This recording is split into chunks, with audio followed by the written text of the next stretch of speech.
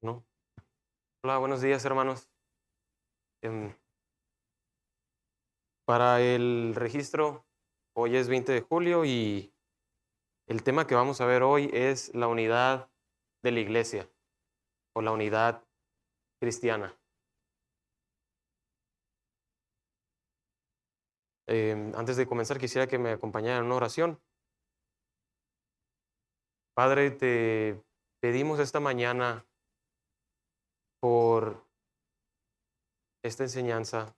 Te pido que me ayudes a enseñar con claridad, a enseñar con, con amor, con pasión por la verdad de tu palabra.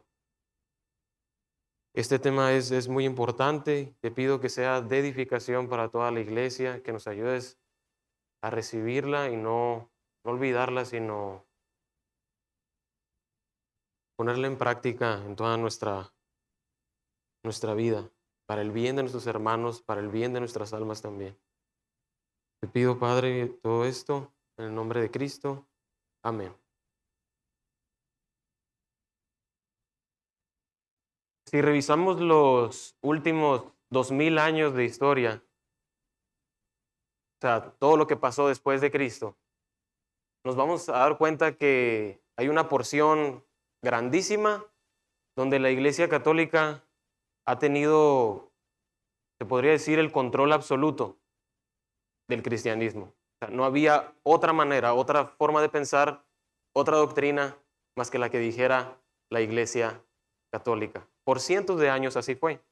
Y cualquier persona, cualquier maestro de adentro de la Iglesia Católica, si al estudiar la palabra veía algo diferente y se ponía a enseñar, a especular, a escribir, era silenciado inmediatamente, se le forzaba a retractarse, se le torturaba, se le asesinaba en público, los quemaban, le hacían toda clase de cosas.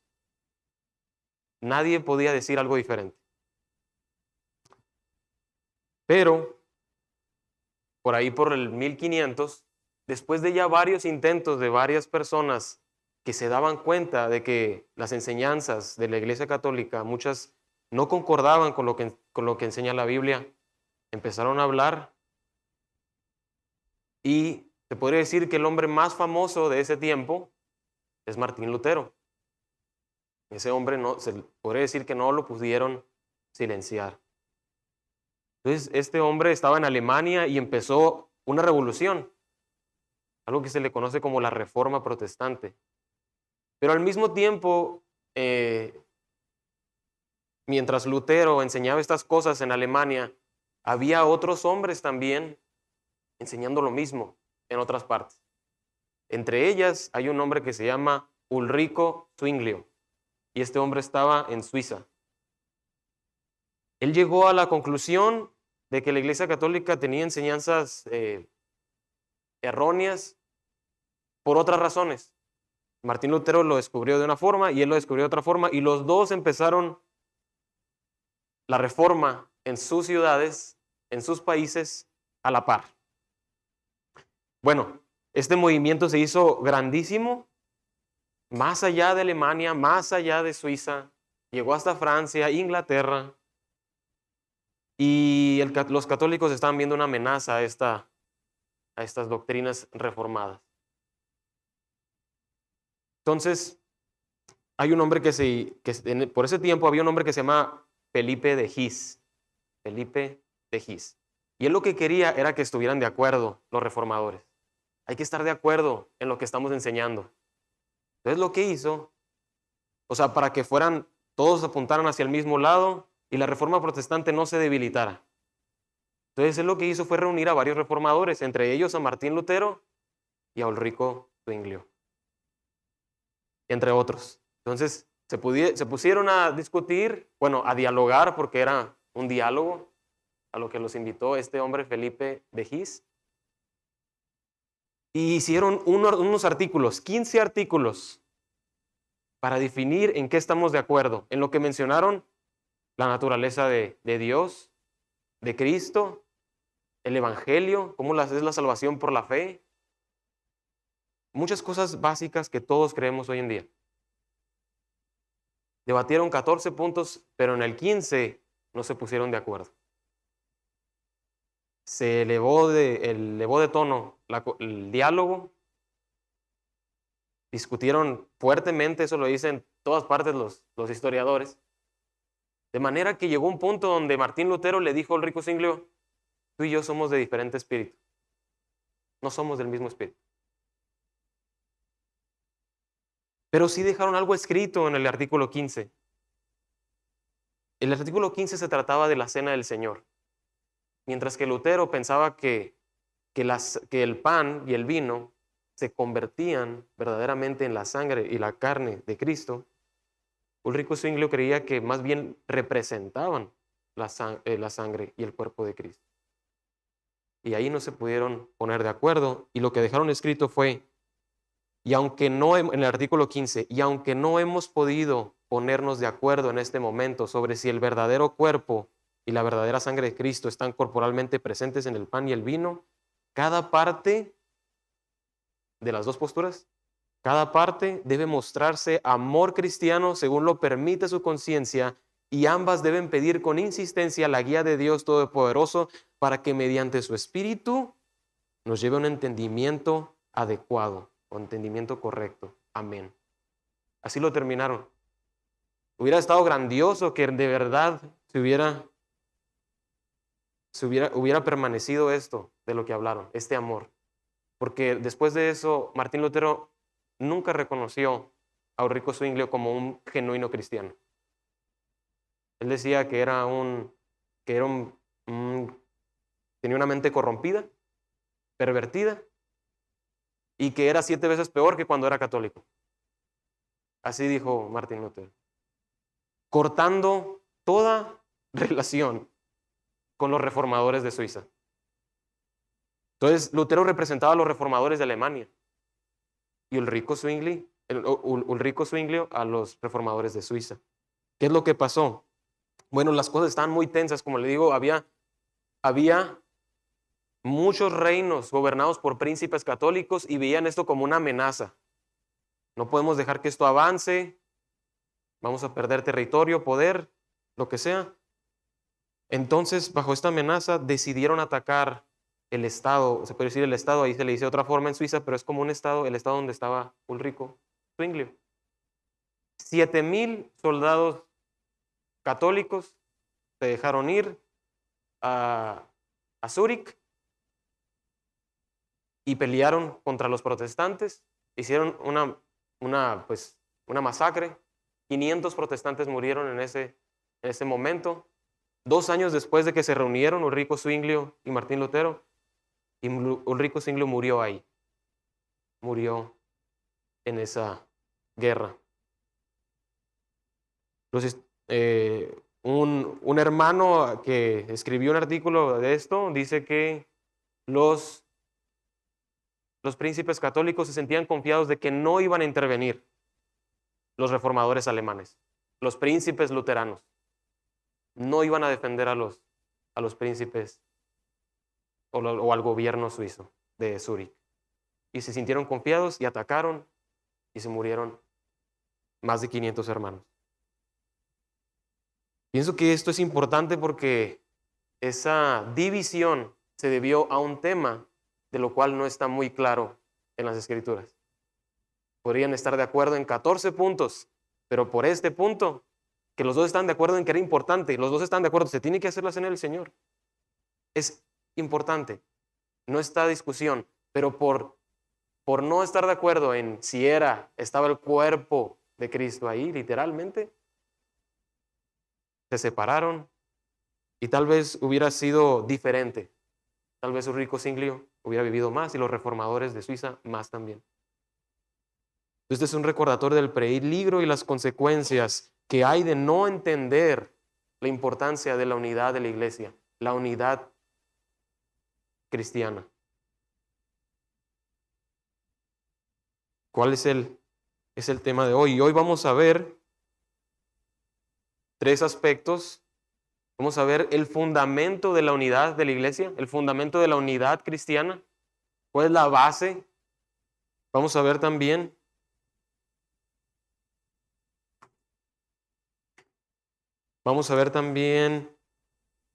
el mandato de la unidad cristiana. O sea, ¿qué nos dice Dios respecto a ella? ¿Qué hagamos? ¿Qué implica para nosotros?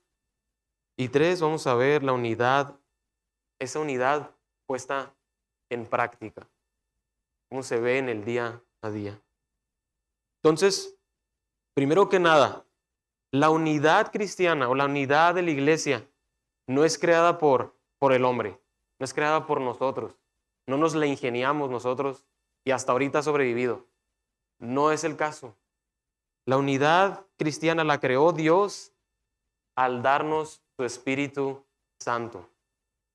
La unidad cristiana la creó Dios al darnos su Espíritu Santo. Les recomiendo que para poder entender un poco más a profundidad este tema, el libro de Hechos, los primeros capítulos de Hechos y la carta a los Corintios, que los vamos a ver ahorita, hablan detalladamente, profundamente de este tema. Nosotros vamos a ver algunas partes de este libro y esta carta. Entonces, esto de que Dios creó la unidad cristiana al darnos su Espíritu Santo se puede ver en Hechos 1 y 2. Como resumen, en Hechos 1, Jesucristo antes de ascender, ya después de morir y resucitar, antes de ascender, les dice a los apóstoles de los cristianos que se esperen en Jerusalén para que esperen la promesa del Padre que es el Espíritu Santo. Quédense en Jerusalén y va a venir el Espíritu Santo en pocos días. ¿Qué es lo que pasa? Así lo hacen. Los apóstoles están reunidos, están orando y de repente viene el Espíritu Santo sobre ellos. Es en ese momento donde vemos que en el libro de Hechos Pedro se pone a predicar a las personas de Jerusalén, a los judíos, y les empieza a explicar el Evangelio. Les empieza a decir que Dios había prometido que iba a derramar su Espíritu Santo. Y les empieza a decir el Evangelio, la obra de Cristo, y les dice, Dios estableció a Jesucristo como nuestro Salvador y ustedes lo crucificaron. Ustedes lo crucificaron. Y ha dado perdón de pecados por medio de su sacrificio.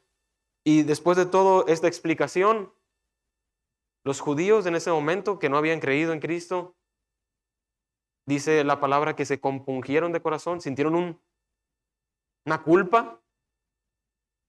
Y lo único que le pudieron decir a Pedro es, ¿qué hacemos? Entonces, ¿qué hacemos? Y Pedro les dice, arrepiéntanse de sus pecados y bautícese cada uno en el nombre de Cristo y recibirán el don del Espíritu Santo. Recibirán el regalo del Espíritu Santo. Es en este momento donde empieza la iglesia. Cuando el Espíritu Santo es derramado sobre los creyentes.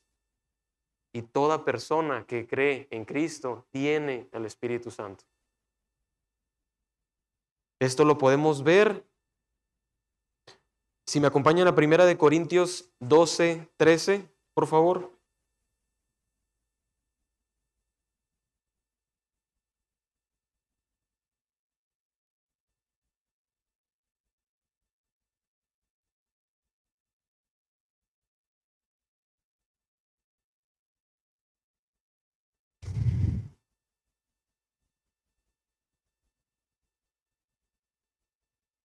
Ok.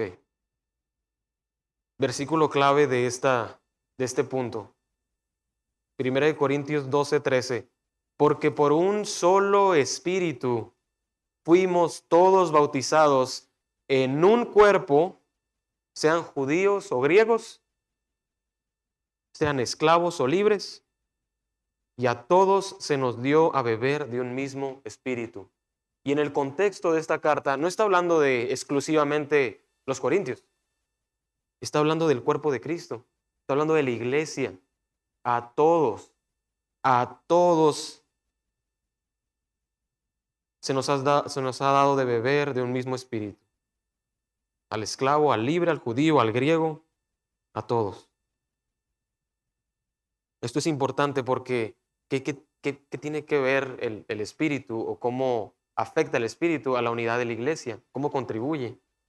Bueno, el Espíritu Santo eh, también en el libro de Corintios, en la carta a los Corintios, perdón, no vayan ahí, yo se los leo en 1 Corintios 2:14, dice, pero el hombre natural no percibe las cosas que son del Espíritu de Dios, porque para él son locura, y no las puede entender porque se han de discernir espiritualmente.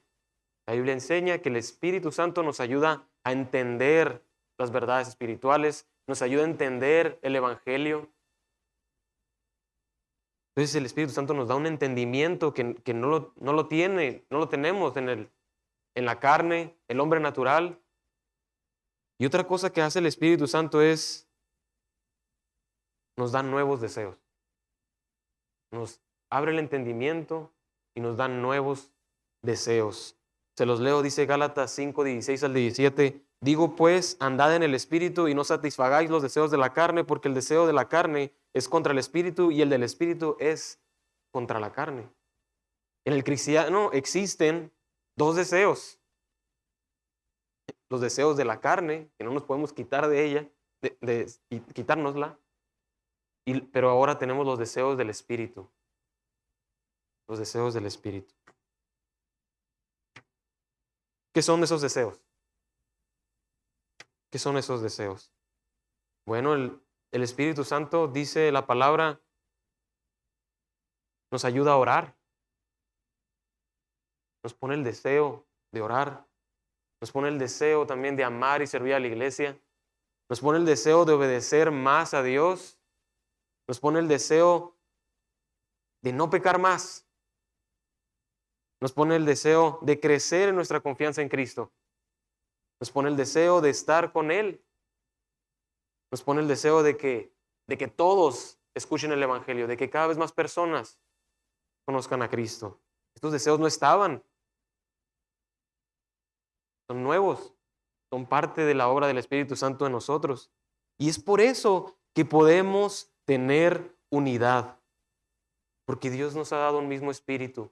Y ese espíritu nos da los mismos deseos y nos da el entendimiento. Es por eso que también podemos tener hasta una relación más profunda con nuestros hermanos en Cristo que con nuestros familiares.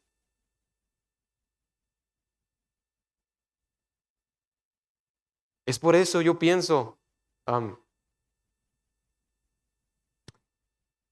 como ejemplo, o sea, creo que esto es más común hoy en día que en cualquier otra época. Dios me salvó a mí, por ejemplo, por medio de ver el Evangelio en un video de YouTube. Y al momento en que Dios me salvó, yo no tenía comunión con otros cristianos. Ya después Dios trajo a mi vida hermanos. Y cuando los trajo era como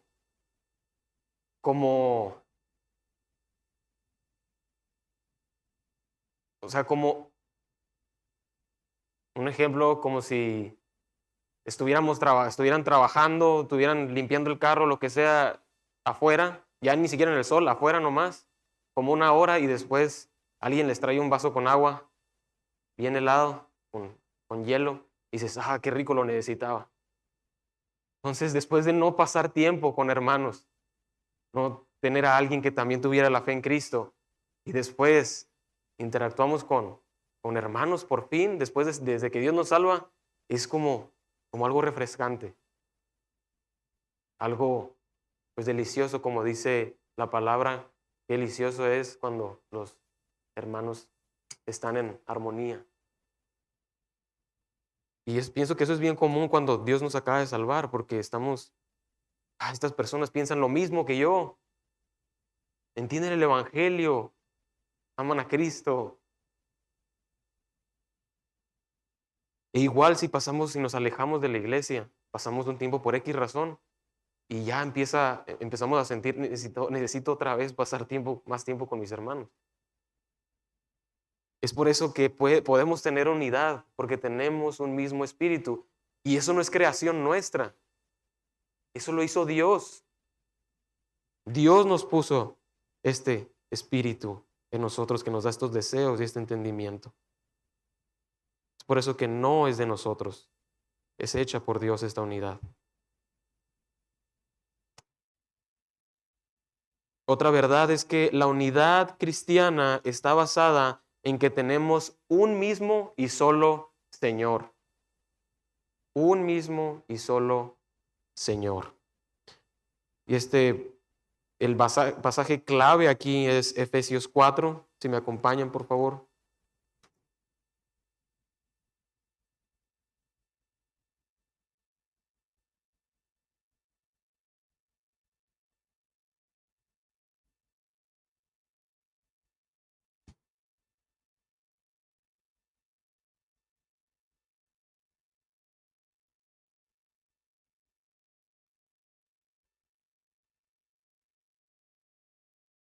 Este es quizá el pasaje más claro respecto o más enfático en lo relacionado a la unidad.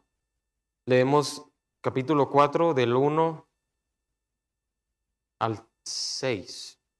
Dice, yo pues preso en el Señor, os ruego que andéis como es digno de la vocación con que fuisteis llamados, con toda humildad y mansedumbre, soportándoos con paciencia los unos a los otros en amor, solícitos en guardar la unidad del Espíritu en el vínculo de la paz, un cuerpo y un espíritu, como fuisteis también llamados en una misma esperanza de vuestra vocación, un Señor, una fe, un bautismo, un Dios y Padre de todos, el cual es sobre todos y por todos y en todos.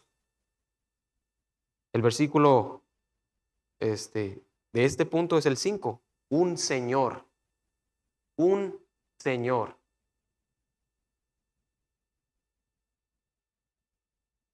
En el libro de Hechos también se ve que a los primeros cristianos, ellos no se autonombraron así, pero la demás gente les empezó a decir cristianos. Ellos no se llamaban así.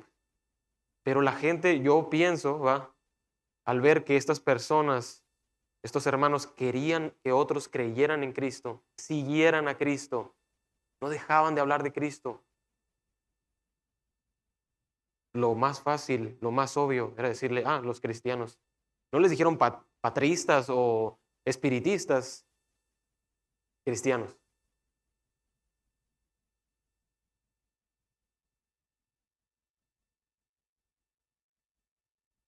Otra cosa es que, o sea, ellos pudieran haberse equivocado. La gente de fuera que ve a estos hermanos y les dice cristianos, pudieron haberse equivocado. Pero no es el caso.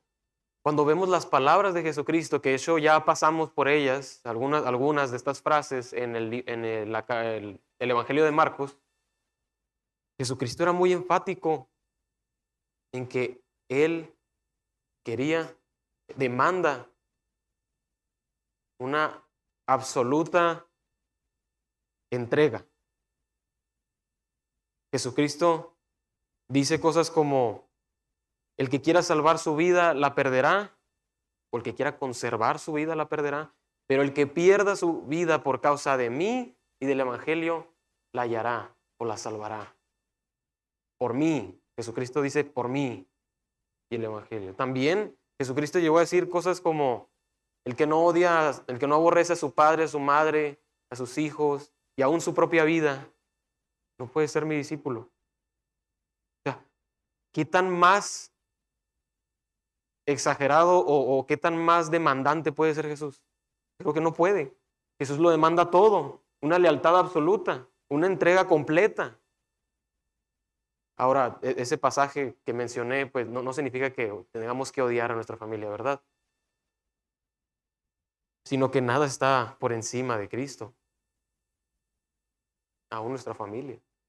Y es por eso que los cristianos son perseguidos en todo el mundo, en unos países más que en otros, porque aunque el gobierno diga una cosa, si Jesucristo ordena que hagamos discípulos, si ponen a un cristiano en Corea del Norte, va a buscar hacer discípulos. Si se da una oportunidad, va a hablar el Evangelio. Ahí está también en Irán, en el Medio Oriente, en Europa, en América Latina. Eso hacen los cristianos. Es una orden de Jesús, que hagamos discípulos de todas las naciones. Y si el gobierno dice que no, no está por encima de Cristo, porque Jesucristo es nuestro Señor. Y a los primeros cristianos que le decían, retráctate, niega a Cristo, no lo vamos a hacer. No había otra autoridad. Pablo dice, yo estoy bajo la ley de Cristo. Pedro dice, vamos a seguir las pisadas de Cristo. Los cristianos de todas las épocas estamos unidos con ellos porque tienen un mismo Señor, nuestro mismo Señor. Igual los cristianos de China, de Francia, de Argentina, estamos unidos porque tenemos un mismo Señor. Y ahora, esta unidad tampoco es de nosotros, porque Dios nos regeneró para que creamos que Jesucristo es el Señor. Si no, seguiría siendo una locura para nosotros. Y reaccionaríamos como aquel hombre que escuchó a Pablo y le dijo, por poco me persuades a ser cristiano. Dios obró en nosotros para que nosotros creyéramos que Jesucristo es el Señor. Entonces, la unidad cristiana también proviene de la fe o doctrina que Dios nos dio. Y este punto está relacionado con el anterior. O sea, nos ha dado un Señor, pero también nos ha dado una fe.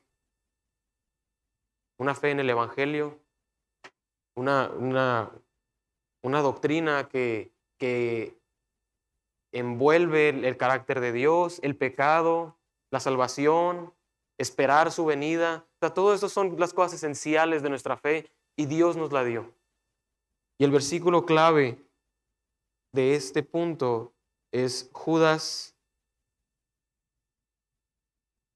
versículo 3.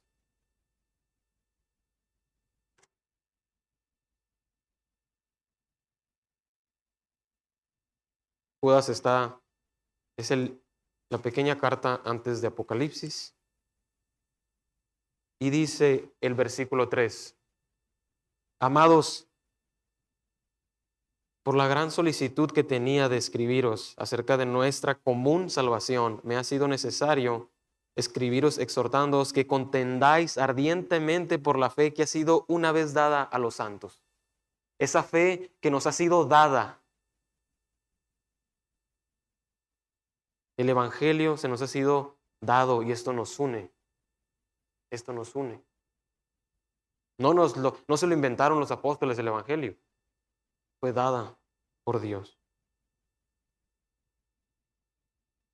Entonces, nos ha dado un mismo espíritu, tenemos un solo Señor, tenemos una fe, una misma fe. Siguiente punto es que la unidad cristiana existe porque tenemos un mismo y solo Padre. Y esto se menciona en el pasaje de Efesios que vimos ahorita, solamente que en el versículo 6 que dice, un Dios y Padre de todos, el cual es sobre todos y por todos y en todos. Dios creó a todo ser humano, eso no cabe duda, pero no todos son hijos de Dios. No todos son hijos de Dios. Eso es lo que enseña la Biblia. En Juan 1:11 al 13 se los leo, dice, a lo suyo vino y los suyos no le recibieron, mas a los que le recibieron les dio potestad de ser hechos hijos de Dios. A los que le recibieron a Cristo les dio potestad de ser hechos hijos de Dios, los cuales no son engendrados de sangre, ni de voluntad de carne, ni de voluntad de varón, sino de Dios. O sea, no fue decisión nuestra nacer de nuevo. Dios nos adoptó, nos hizo sus hijos. Él nos dio el nuevo nacimiento. Y así nos volvemos sus hijos y tenemos un solo Padre. Y como pueden ver, esta unidad está hecha por Dios, Dios trino. Tenemos un mismo Espíritu, un mismo Señor y un mismo Padre.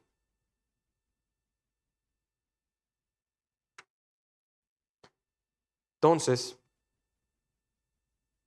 pues podemos pensar que no, pues ya Dios hizo ya la unidad, ya Él la creó, ya está hecha, todo bien. Pues no es exactamente así. Hay otra cosa que nosotros tenemos que también considerar. Ese pasaje de Efesios 4 que les dije que es el fundamental, bueno, quizá el más enfático o explícito. Si regresamos ahí, por favor, Efesios 4.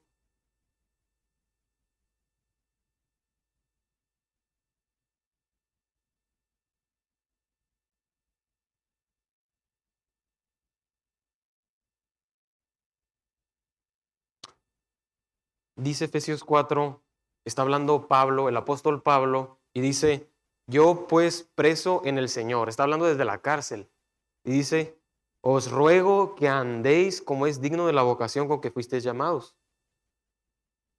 ¿Cómo es andar digno? ¿Cómo es andar como es digno?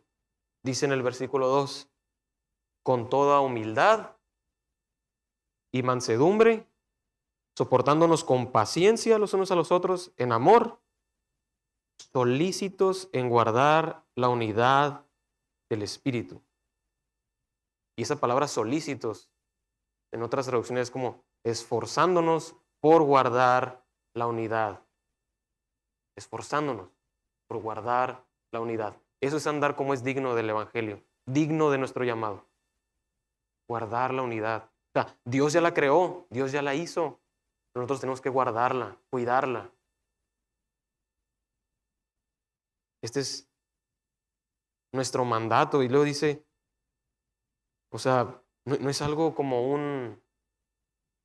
algo opcional.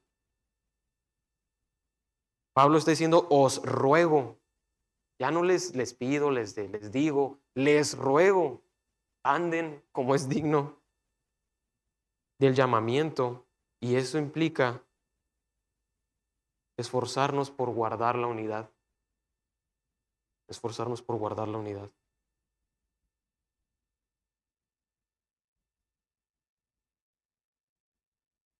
Primera de Corintios, se los leo, 1:10 dice, también aquí está hablando Pablo, dice, os ruego pues hermanos por el nombre de nuestro Señor Jesucristo, ahora por el nombre de Cristo, que habléis todos una misma cosa y que no haya entre vosotros divisiones, sino que estéis perfectamente unidos en una misma mente y en un mismo parecer. Súper enfático. Les ruego, también ruega por esto.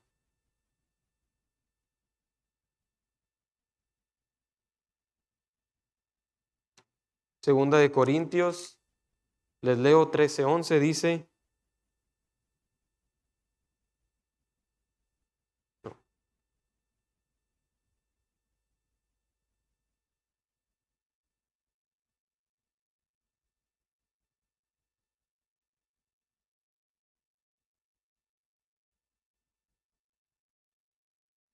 no hermanos, nos vamos a brincar ese versículo. En Juan 17, Juan 17 también habla Cristo de este tema y dice, aquí está orando Cristo al Padre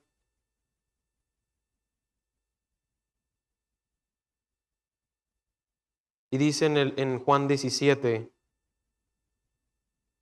20, dice, mas no ruego solamente por estos, sino también por los que han de creer en mí por la palabra de ellos, para que todos sean uno, como tú, oh Padre, en mí y yo en ti, que también ellos sean uno en nosotros, para que el mundo crea que tú me enviaste.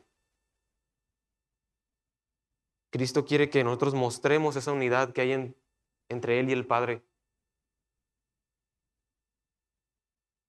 Entonces tenemos un mandato, tenemos el mandato de cuidar, de guardar la unidad entre nosotros. ¿Ok? Por último, la unidad cristiana Vamos a ver la unidad de la iglesia o la unidad cristiana puesta en práctica.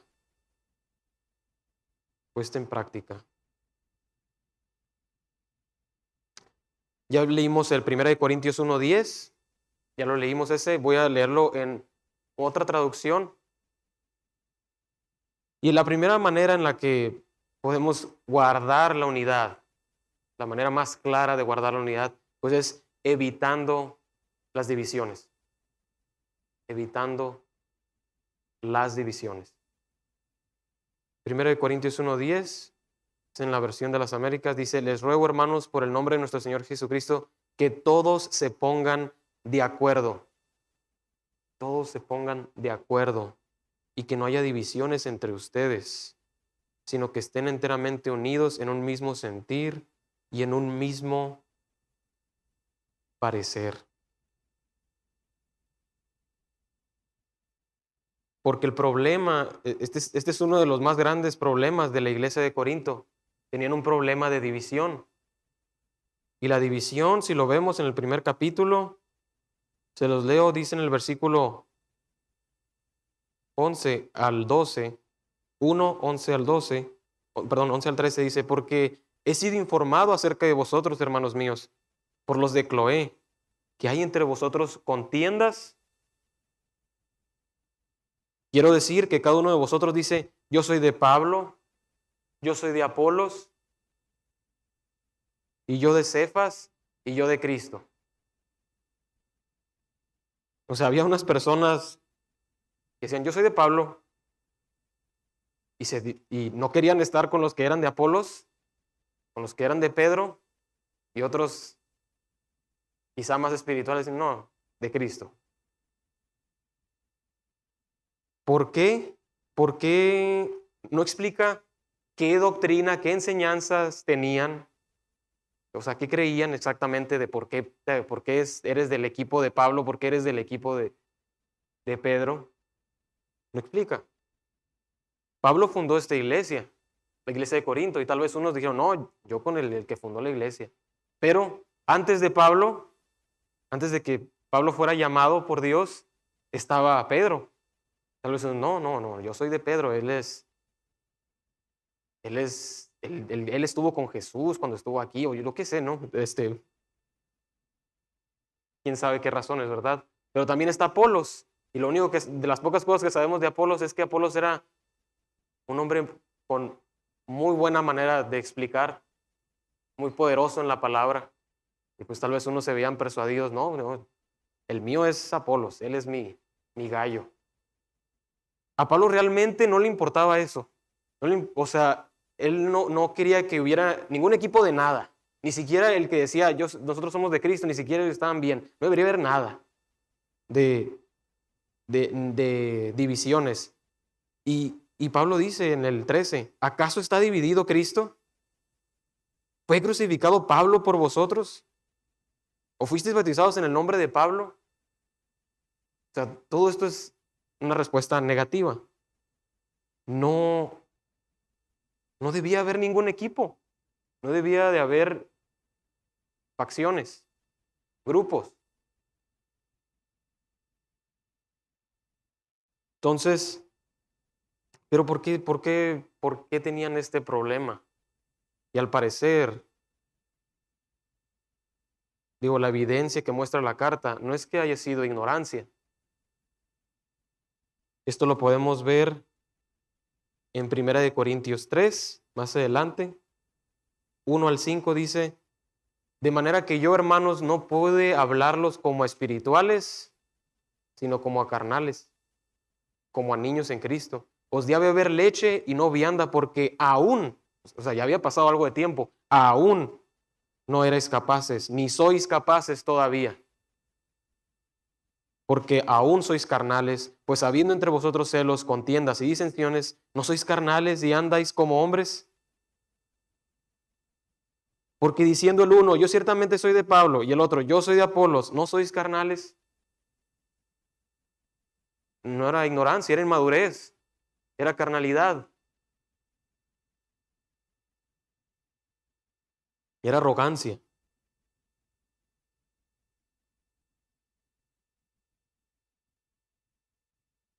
¿Cómo puede suceder esto en la iglesia? Pues nosotros podemos pecar así si ponemos una preferencia, una opinión personal, una doctrina de esas secundarias, una convicción por encima de la unidad y el amor a la iglesia. Así de fácil se puede hacer el mismo caso.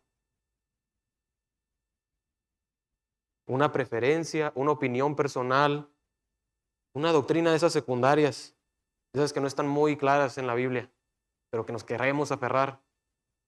Y así podemos causar daño a la iglesia. Podemos dejar de guardar la unidad. ¿Qué ejemplos de estos hay? Hay muchos. Podemos diferir en cómo debe ser la alabanza. Podemos diferir en cómo debe ser la educación de nuestros hijos. Podemos diferir en nuestras preferencias políticas.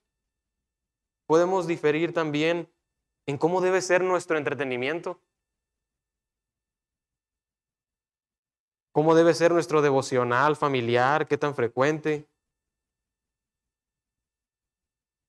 Todo esto, que son cosas secundarias. Y digo que son secundarias porque no había partidos políticos en la Biblia, no los menciona. No hay, no pueden hablar de programas de televisión, de música en la Biblia, como la que tenemos hoy en día. No tenemos los distintos modelos educativos. Y uno que el apóstol Pablo diga, este es el modelo educativo que tienen que hacer la iglesia. No tenemos eso. No, tampoco tenemos a los apóstoles diciendo que el conservadurismo, la derecha política es la correcta. No tenemos algo así. No tenemos algo así.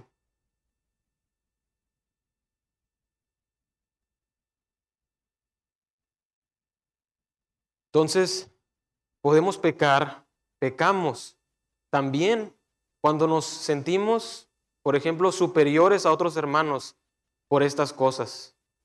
Y cuando nos separamos de ellos por algo secundario. No, ellos no obedecen a Cristo, ellos no se toman en serio el cristianismo, nosotros sí, porque tenemos esta convicción.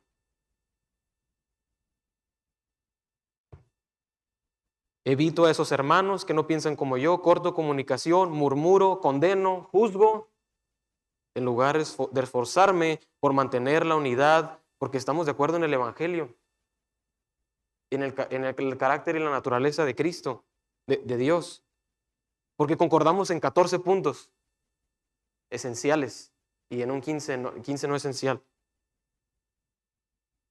Entonces existe lo no explícito y lo explícito.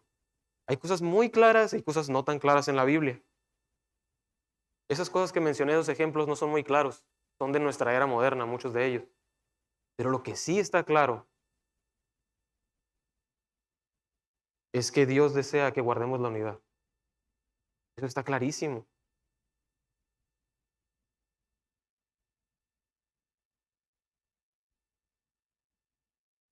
Es en esta carta, en Primera de Corintios, donde está quizá el capítulo más bello en cuanto a la explicación de lo que es el amor. Y lo habla porque había un problema de eso. Capítulo 13.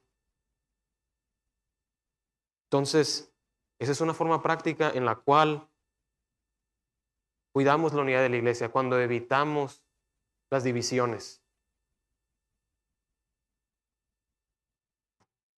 por cosas no esenciales. Digo, la Reforma Protestante, por ejemplo, comenzó porque era algo esencial. El Evangelio no es secundario. No es secundario. Tiene todo sentido que hayan hecho eso. ¿Qué otra forma? Guardamos la unidad de la iglesia teniendo una misma doctrina. Teniendo una misma doctrina. El versículo 10 que vimos dice que estemos de acuerdo, que tengamos una misma mente. Y es por eso que es bien importante que tengamos una confesión de fe aquí en nuestra iglesia y que es parte del pacto que nosotros cuidamos. Estar convencidos, creer en nuestra confesión, entender nuestra confesión. No se deja al aire libre, cada quien piense lo que quiera. No. Entonces ahí sí se harían grupos, sería una división, pero no, si estamos todos abrazamos este cuerpo de doctrina, estamos de acuerdo en ello, existe unidad. Es como se ve en la forma práctica esa misma mente, eso que estamos de acuerdo. Ahora, eso también implica mucho a los líderes de nuestra iglesia. Si, por ejemplo, o sea, Rodolfo enseñara algo y el señor Rebolledo enseñara otra cosa diferente, pues básicamente estaría poniendo a la iglesia en una situación donde tiene que elegir entre uno y otro. Pero si los líderes están de acuerdo, están bien claros en lo que creen, en la doctrina, también protegen la unidad de la iglesia, sí. Imagínense, tener a nuestros ancianos con opiniones diferentes. Se harían inmediatamente grupos, pues. Entonces los líderes cuidan esto también. Pero también, como ellos, como dice la palabra, ellos velan por nuestras almas, ellos tienen el rol de pastores, también tienen discernimiento para ver si hay alguien o una idea que está causando división. Y nuestro deber, conforme a las Escrituras, es someternos a su liderazgo, a su cuidado bíblico. ¿Cómo se ve esto? Eso también es muy claro. Tito 3, se los leo del 10 al 11, dice: al hombre que cause divisiones después de una y otra amonestación, deséchalo, sabiendo que el tal se ha pervertido y peca y está condenado por su propio juicio. Aquí Pablo le está hablando a Tito, a alguien que parece estar involucrado en el liderazgo. Al hombre que cause divisiones después de una y otra amonestación, deséchalo. Pero también hay mandatos para la iglesia, para los miembros. Romanos 16, por ejemplo, dice, 16 y 17 dice: mas os ruego, hermanos, que os fijéis en los que causan divisiones y tropiezos en contra de la doctrina que vosotros habéis aprendido y que os apartéis de ellos. Porque tales personas no sirven a nuestro Señor Jesucristo, sino a sus propios vientres, y con suaves palabras y lisonjas engañan los corazones de los ingenuos. Fíjense, dice: mas os ruego, hermanos, que os fijéis en los que causan divisiones. También tenemos que cuidar a nuestros hermanos. No es cosa puramente de los ancianos.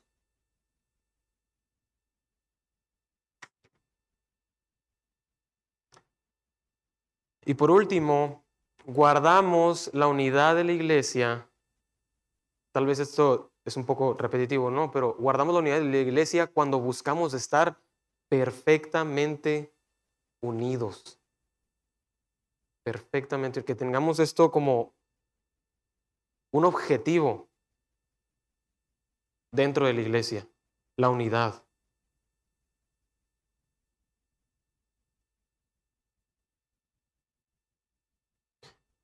¿Cómo se ve esto? Muchas veces nosotros, podemos tener convicciones, es imposible.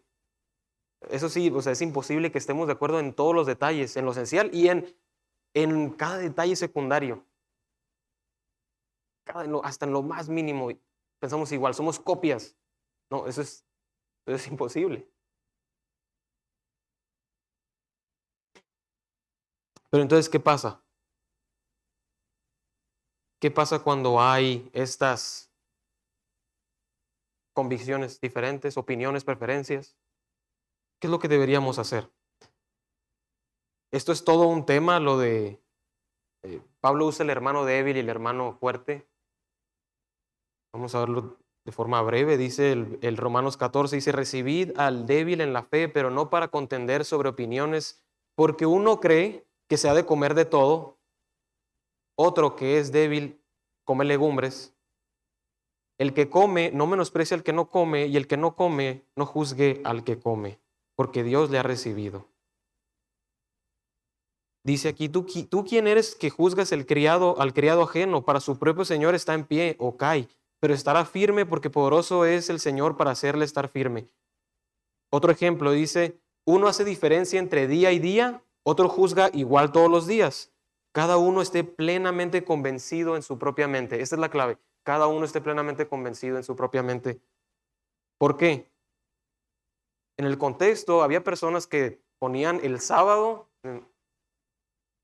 como un día especial, o el domingo, un día especial.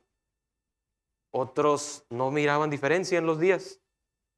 Unos que tal vez venían de un contexto judío decían, yo no puedo comer puerco, no lo he comido toda mi vida.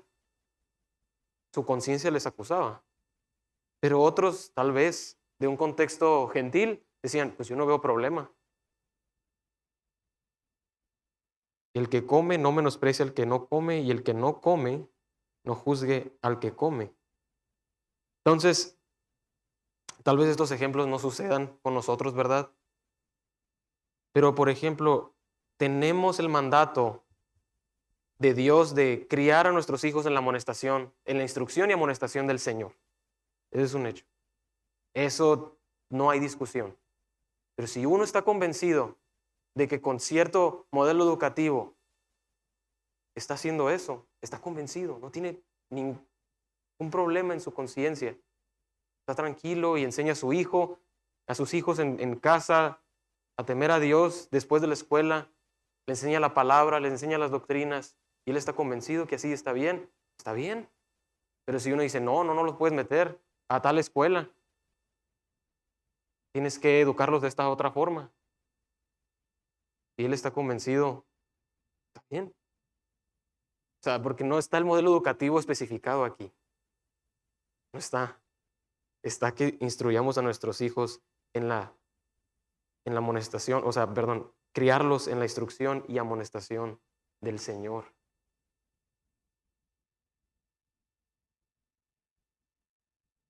Lo mismo con el entretenimiento.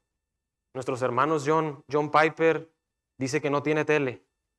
Él no tiene tele en su casa, pero John MacArthur tenía tele en su casa. O sea, no está definido aquí. Pero ¿quiénes somos nosotros para juzgar al criado ajeno? Ellos está convencido, me imagino, cada uno de que no hay problema, pues. Tienen conciencia limpia delante de Dios.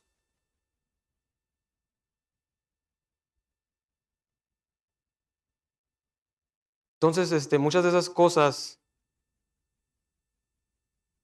tenemos que ser cautelosos, y nosotros tenemos una convicción y le estamos diciendo a otra persona, le podemos decir oye, me preocupa que estés escuchando esto o que hayas visto esto. Lo podemos hacer, todos queremos dar más gloria a Cristo, vivir en mayor santidad. Pero cortarlo, no somos del mismo espíritu. No, tú estás mal. Eso es una cosa completamente diferente. E igual muchas veces, Dios nos anima también a ceder a nuestra libertad, si eso va a afectar la conciencia de mi hermano. Y también lo importante aquí es el amor y guardar la unidad. Porque también en Corintios habla de eso, de que me restrinjo, no como carne, si va a ser de tropiezo para mi hermano. Bien, también sacrifico mi libertad, es más importante la unidad y mi hermano. Pero el que tiene una convicción también tiene que pensar, oye, esto es algo que no está muy claro en la Biblia, debo de tener una posición tan tajante, condenar, juzgar a mi hermano, separarme de él. O tengo que considerar, tú quién eres que juzgues al criado ajeno, para su propio Señor esté en pie o cae. Les leo unas palabras de MacArthur. La prioridad para todos debe ser sacrificar en amor nuestras opiniones personales en temas no esenciales y menos importantes por el bien de la unidad de la iglesia. Esa es nuestra prioridad. También nos anima a que cómo vamos a tener una misma mente, cómo vamos a tener una perfecta unidad, pues mirando al mismo lado, mirando al Evangelio.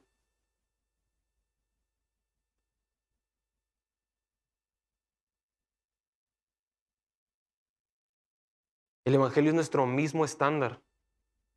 Nosotros sabemos que todos estábamos muertos de nuestros delitos y pecados, Dios tuvo misericordia de nosotros y sabemos que el Evangelio y vivir el Evangelio con nuestros hermanos es lo más importante, aún más que esos detalles.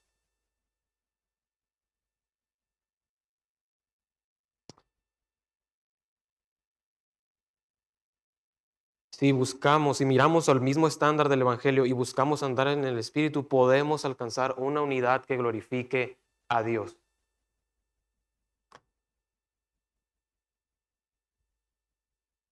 Por último, ya regresando a la historia que había mencionado del principio, de Ulrico Zwinglio y Martín Lutero. Ulrico Zwinglio murió en la guerra que había mencionado. Y Martín Lutero dijo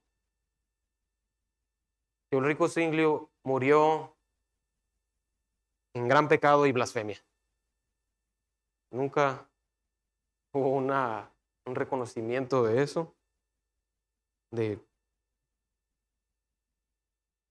que tenían en común mucho, que podían guardar la unidad. Y creo que es importante,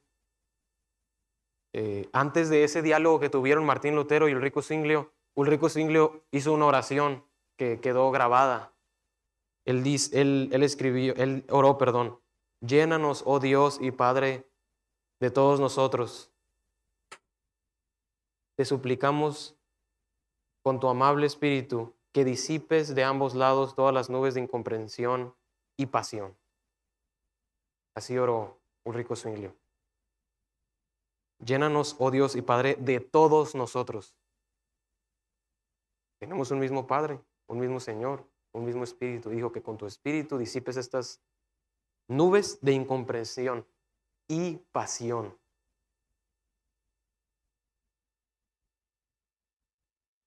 Vamos a orar. Padre, te pedimos que nos ayudes a tener estas verdades, guardarlas en nuestro corazón, tener bien claro que te tenemos a ti como nuestro Padre, que tenemos tu Santo Espíritu y que tenemos a Jesucristo como nuestro Señor. Ayúdanos a guardar la unidad que has creado. Ayúdanos a amar a nuestros hermanos, a poner las preferencias y opiniones en el lugar adecuado y luchar ardientemente, esforzarnos, ser solícitos, como las palabras que nos dices, luchar por esa unidad. Te pedimos, Padre, nos des de tu gracia para glorificarte y que gracia y paz, en gracia y paz seamos una iglesia cada vez más unida, que tengamos una misma mente. Te lo pedimos en Cristo. Amén.